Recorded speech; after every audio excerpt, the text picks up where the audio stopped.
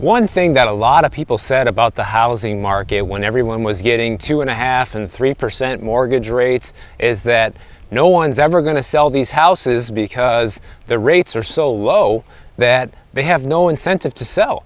You know, you have the lock-in effect. People are kind of stuck with that low rate. There's no way to trade up to a new house now and get that same exact rate unless you were to buy a property that's backed by FHA or VA and you potentially take over that loan. That is really the only way, is you have to assume someone else's mortgage to get a rate that low today. But what's happening now is a lot of people who received those loans are being forced to sell their house. They're going into foreclosure because they can no longer afford the house, and it's likely all due to inflation, believe it or not. In fact, according to a recent story, I forgot who sent this to me, but one of my viewers sent me this story about this massive uptick in foreclosures in Las Vegas. And Las Vegas is an interesting market because it's one of these markets where it's typically a heavily investor-driven market, and prices there are actually still going up and inventory is actually low.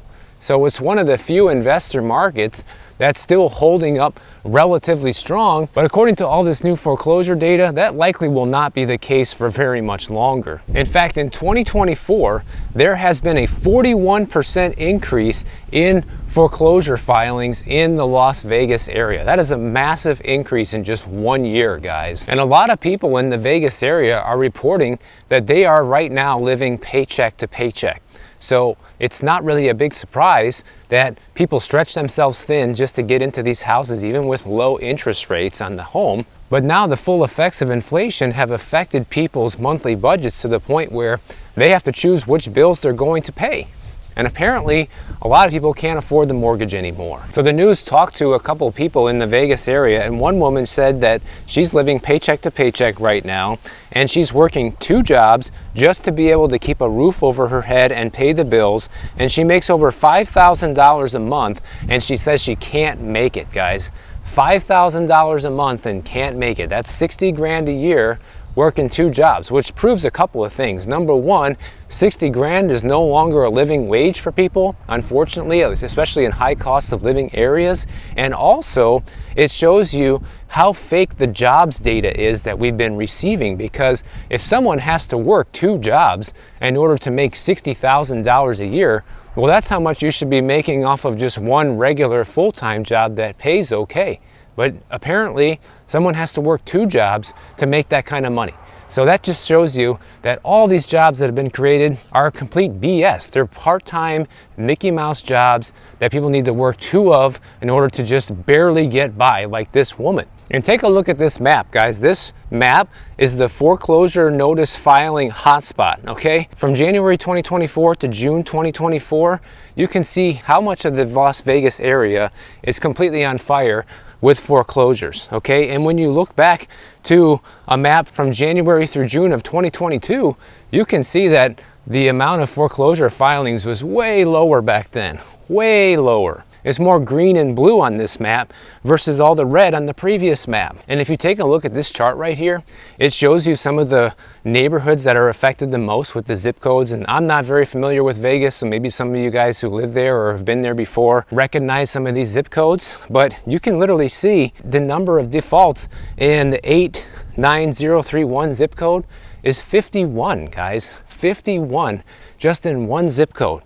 You know, 36, 35, 35, 35. Those are how many houses are likely going to be lost to foreclosure just in one zip code. It looks like the Las Vegas market is literally on the verge of turning around as we speak. And like I said earlier, they're blaming a lot of this on inflation, and definitely that has something to do with it, but I think there's also another underlying factor which we're going to discuss in more detail later in this video. And I've been telling you guys here on the channel for a while now that this was going to happen. And the reason how we know it was going to happen is because what's the last thing that people are probably going to stop paying for? Is their house, right?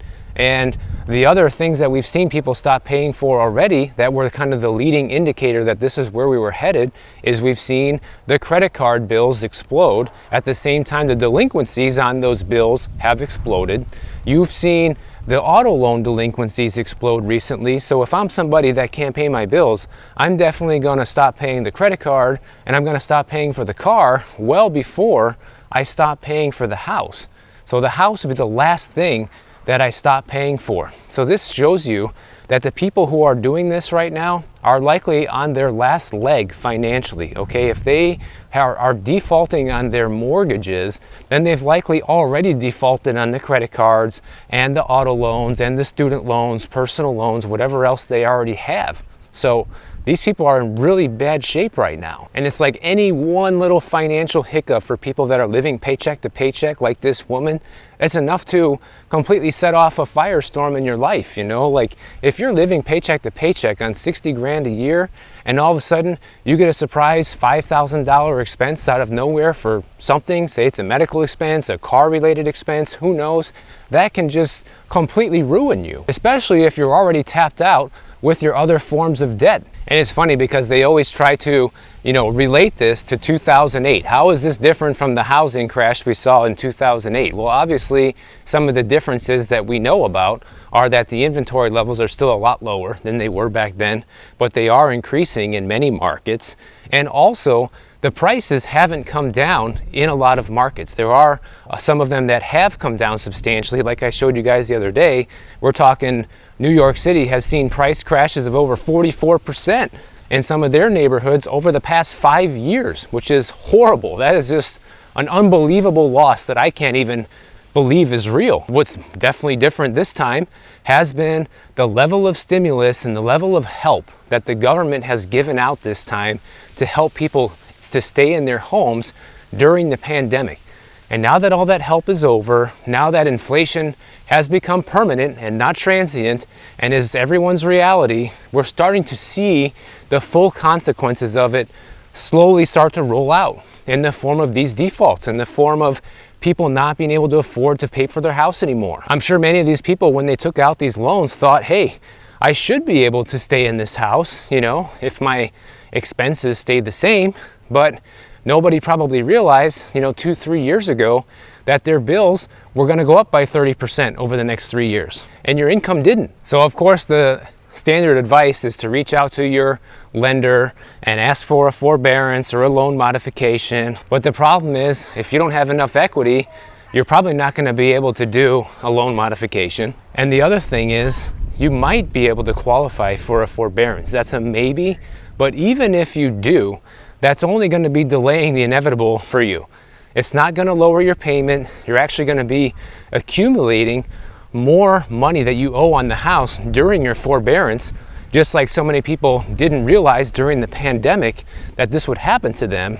And what happens is you're in forbearance for 6 months or a year, something like that, and say you owed $300,000 on the house. Well, now, because you weren't making any payments and your principal still accumulating interest month after month, now you owe like $310,000 on the house.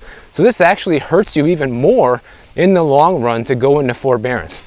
The only way this is a good idea is if you know for a fact you're going to be able to come up with the back payments that you owe and are missing out on through the forbearance period. If somehow you're going to be able to make up that income and come up with that money, then it might be a good idea. If not, you're just delaying the inevitable, which I'm sure a lot of people will do because, hey, it's like if I go into forbearance and I don't have to pay all this time, and then I start going into default and I'm in foreclosure for a couple of years, that gives me 2-3 years I can live in the house for free. That's exactly what people did during the last housing downturn. That's why it took so long for it to play out and so long for prices to hit bottom, because you had situations like this, and it seems like we're headed in that same direction again. Even this woman that they talked to, she said that, before she would go to the grocery store, spend $30, now it's $100 for the same items, okay? And on top of that, she said she wouldn't be able to make it without her second job. I mean, she can barely make it with the second job. So if she didn't have the second job, this person would be like homeless but working. She would be one of the working homeless, which is one of the worst things that we have going on in this country right now. And clearly you guys can see that the neighborhood I'm walking through, people here are not struggling. This is a beautiful area over here in San Rafael, and I love walking through these neighborhoods. They're so quiet, they're so beautiful, and just because most of us can't afford these houses doesn't mean we can't admire them and appreciate the landscaping and the beauty of the neighborhood. So like I said earlier, I believe there's another catalyst to why you're seeing so many foreclosures tick up in Las Vegas. It's not just that people can't afford their bills and inflation, it's also something most people don't think about, which is investors. We all know that in Las Vegas is a very investor-friendly market. You know, you have a lot of people who speculate and buy homes there, just like in Miami, just like in Phoenix, just like in a lot of the other Sun Belt cities. I just saw a story here out of California, in Sonoma, California, which is just right up the road from here. It's like 30-40 minutes away from where I'm walking right now. And there's a situation going on there right now with an investor that bought a bunch of homes in Sonoma, and now they're all going into foreclosure, guys. And I'm going to show you how much this can affect any one given real estate market like Sonoma. But this could happen anywhere, and looks like it's happening in Las Vegas too. So it's some things for you to pay attention to in your own market, things to watch out for, and give you kind of a heads up if you see this type of behavior in your area. So what happened in Sonoma was 2 years ago, you had an investment company who bought up hundreds of properties in the area, both residential and commercial, but mostly residential, all right? And there was a small investor company that funded all of their investment activity with other people's money.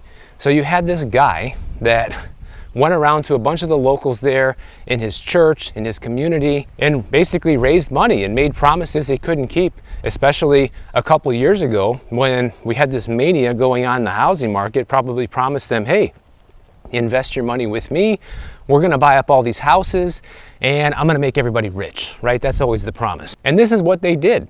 They collected everyone's money like that. Then they went and bought a bunch of these houses in Sonoma way over asking price. We're talking like at least 10 to 15% over asking price, far above what a normal person would want to pay. Typical bubble investor activity, right? And this strategy was they would buy these properties for crazy amounts of money, way more than what they're actually worth. And then they would sell the property back to another LLC that the company owns for pennies on the dollar to make it look like a big loss. So basically, they're committing a type of real estate fraud to try and get away with, you know, writing down these properties, getting away with big tax breaks, trying to make it look like they paid all this money for these properties, they lost all this value, and now they can do two things. They stole everyone's money who invested with them, number one, but also they're trying to get tax breaks from it too, most likely. So a lot of these properties, ever since they were bought, they're just sitting empty. They didn't rent them, they're not trying to flip them, nothing. It's basically one big fraudulent operation, all right? It's really bad. So they purchased 120 properties, and pretty much all of them now are in foreclosure because they said that the main guy in charge of this company was accused of stealing money. His business partner says he was stealing, and he's defaulted on all of the loans, which is why all the properties they have are now in foreclosure, because they took everyone's money and they're just not paying the bill. Sound familiar? Sounds a lot like FTX, right? Collect everyone's money, claiming they had all this crypto that they never actually had, and now this fraudster spending like what, 20, 25 years in prison? Hopefully he'll stay there forever. But there is a little bit of humor in this story. I'm gonna put up a little video clip for you guys because they talked to one of the local residents in Sonoma about this, because it was just like a little jab at this guy, because it's like, you know, how can you just buy all these houses and think this is going to work out and be some kind of successful strategy, which clearly it was never intended to. But watch this guy's clip. Rob Ernest owns only one house and wonders how anyone could get so overextended so fast. I don't know what he was thinking, what, you know, like, I don't know, like how could you not see it? You know, maybe you want to start small instead of buying everything and then freaking falling in a ditch going, oh damn, what happened? And his reaction to this was just too funny, right? His common sense advice of just, why didn't you just start with one house instead of buy all these houses? What are you thinking? When I saw that, I just cracked up because it's just too funny. But here's what's going to happen now. First of all, the guy who started this company should go to jail, but we don't know if that's going to happen yet. But what is going to happen for sure is the hundreds of people that invested money with this con artist are probably going to lose everything, because these houses are going to go into foreclosure. They're going to be sold at auction in about 2 weeks from now. And then whatever the auction brings is going to be there to pay off the loan. Or maybe it won't even be enough to pay off the loans. And so the people who invested money in this company are essentially going to lose everything. They're not going to get any money back. But the other thing that's going to happen is when they sell these properties for a big discount, all of the property values in Sonoma are going to take a massive hit. And I'm going to show you just how bad of a hit that they're going to take from this. All right. Sonoma is already a housing market that's on the downside, okay? Because let's take a look at a couple of things here. You can see that the home value growth year over year in Sonoma is lackluster. It's 0.2%.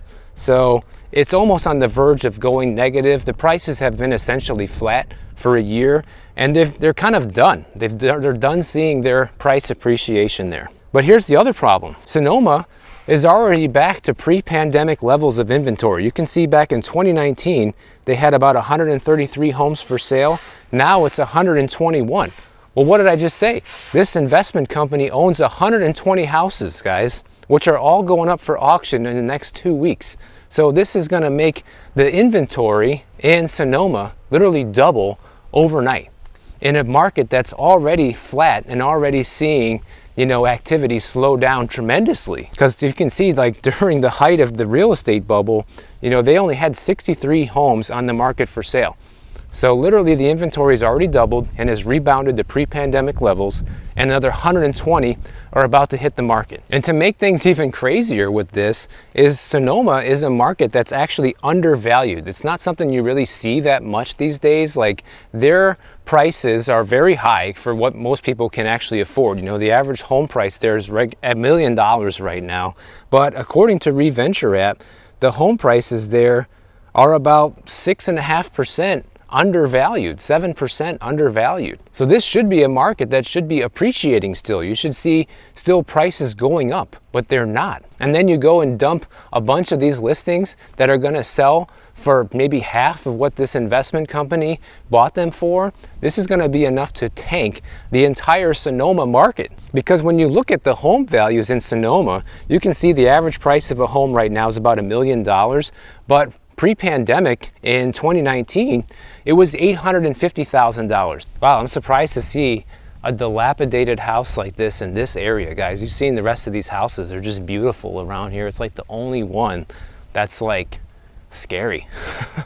But the point I'm trying to make is the average home price in Sonoma is like $1 million right now. Having this many listings get dumped onto the market and sell for below market value in such a short period of time can easily bring the Sonoma market back to pre-pandemic levels of pricing, guys. Because remember, real estate is a game of supply and demand. And what you're seeing is a massive amount of supply hit the Sonoma market all at once. They're gonna get hit like a freight train with double the inventory overnight, which in my opinion is gonna tank the market there. We don't know how much home prices are gonna go down by. I'll try to remember to follow up on this in like a year from now to see what happened to prices over there. Did it really go down that much, or did it stay flat still? What happened? But my guess is it's going to cause prices to come down. And it's reasonable to say that the same thing is happening in Las Vegas. Las Vegas is a known investor heavy market, right? And some of these people that are losing their homes are real people that can't afford the payments anymore due to inflation, like the story suggests. But there's no mention in the story of the potential for a lot of these houses that are going into foreclosure there being investors, which they likely are. And remember, a lot of investors that bought up all these homes are smaller mom and pop investors like this company. Even though it was a company that bought these properties, it was just a regular guy that talked to all his friends and neighbors and convinced them that investing their money with him would be a good idea. And they were able to accumulate 120 properties off of that investment strategy. So how many other small companies exist like this that purchased up the lion's share of America's housing stock over the past couple of years that are now going to start having financial woes because either they were committing fraud or because they got in way over their head and bought properties that no longer turn a profit and are now needing to cash out? And especially if it's none of their own money, going into foreclosure is easy. Like, hey, it's not my money. We just collected money from a bunch of other people. So if we go into foreclosure, I don't lose anything. Just the people who invested did.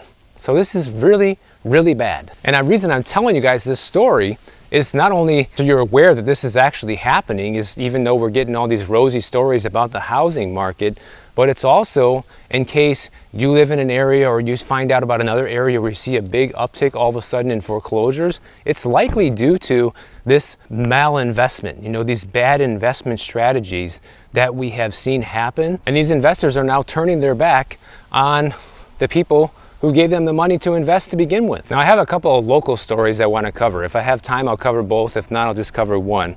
The first thing is a Citizens Insurance rate increase in Florida. Yep, that's right, guys. As if we haven't seen enough rate increases with insurance already, we are now facing another round of rate increases pretty soon. This week, the insurance regulators are going to hold a hearing of whether or not Citizens can increase their insurance by 13.5%, guys. 13.5% rate increase. And this is going to be for the multi-peril coverage, all right? And condominium owners would see an average increase of 14.2%, which is me, because I am a condominium owner in Florida and I have a Citizens policy because no one else will give me a policy. So we're looking at yet another 14.2% year-over-year increase in insurance like it's nothing, guys. So let's see if the Florida Office of Insurance Regulation is going to improve this increase, which I'm sure they will, because I don't know how they wouldn't, you know, because everyone who's on Citizens has it because it's the only option for the most part. That's why I have it. You know, I have Citizens because no other insurance company would give me a reasonable rate. You know, everything else would be like triple what I'm paying right now if I were to even find someone who would write the policy, number one. And Florida is another investor-heavy market that has been getting slammed with crazy amounts of inventory increases over the past several months, which seems to have no end right now. And you have a handful of markets that are already starting to see prices go down year over year in Florida. And when you see prices of insurance jump by 15% year over year, guys, that's another expense that investors have to basically swallow or pass on to their renters in order to be able to remain in business. And I believe you're going to see even more selling activity in Florida if this rate increase gets approved, because whether you're a regular person that's already on the edge, like these people in Vegas that just can't afford the increase, or you're an investor, this would be the final blow to your profitability. People are going to have to sell.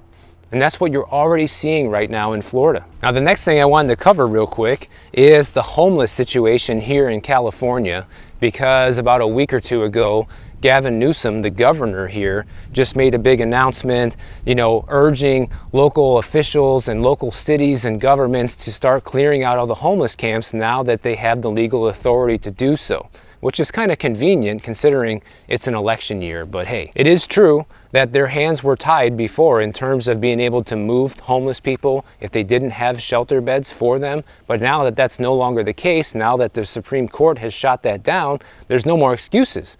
And some towns are supposedly handling this and some aren't. Like San Francisco, for example, I'm surprised to see, which I'm not that surprised since it is an election year, but the mayor there is starting to get very strict on the homeless situation. She literally came on TV a couple days ago and said that we're gonna make being homeless in the city of San Francisco so uncomfortable that they're gonna have no choice but to take our offer, which is basically, you know, taking a shelter bed somewhere or getting into a rehab program. And I think it's gonna be fascinating to see if this works out the way that they think it will. Obviously, it's way too soon to know.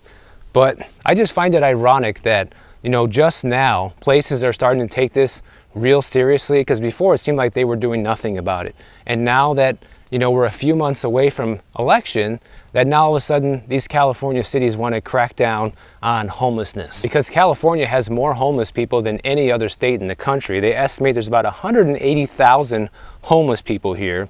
And they have wasted $24 billion over the past few years to try and shrink that number, but it has only gotten worse, which means that a lot of the money's likely been stolen through corruption and programs that make no sense, you know, because it makes no sense when it costs $850,000 to build a little shack for a homeless person. So you know there's a lot of corruption going on with that. But regardless of their motivations, I hope that they do start taking this seriously here, because clearly they've been catering to this issue way too much over the past couple of decades, and the situation has now gotten completely out of control, guys. And you know, cities like San Francisco wonder why all the companies are leaving and there's so many job losses and things like that when people can't walk the streets and feel safe. I understand that not every homeless person is bad and not everybody is out there doing drugs and causing trouble, but the majority of them are. So it's not just that they're homeless, it's criminal activity that's going unchecked. It'll be interesting to see how visible this problem is when I actually get over to San Francisco. I don't plan on walking through the Tenderloin, so don't ask, but I will walk through just some regular areas and we'll see how it is over there. But I've seen on TV, the local news stories here, that they are clearing some of those camps over there, even in San Francisco. They are sweeping the streets up, they're taking people out of there, and it'll be interesting to see if it comes back or if this actually helps anything. So if you guys enjoyed this video, make sure you subscribe to the channel, and if you don't want to wait for my next video to come out, check out this one on the screen right over here, and I'll see you in the next one.